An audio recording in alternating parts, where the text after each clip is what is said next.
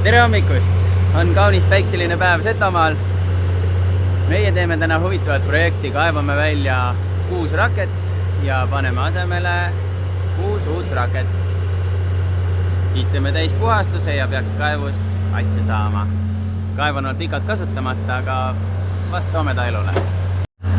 Ja kaevamise käigus tuleb välja, et siin on vanade puitrakette sisse pandud uued betoonrakett. Nii et väga hea, et me saame selle ülemise otsa välja vahetada.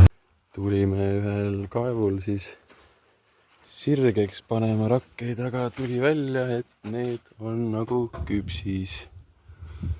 Ja siis tuli kaevata kõik rakked lõpuni välja ja asendada uutega. Hetkel on selline auk. Ja augu põhjas on meil üks rake sees. Selle tõstame ära ja siis tõstame sellised tornid sinna sisse asemele.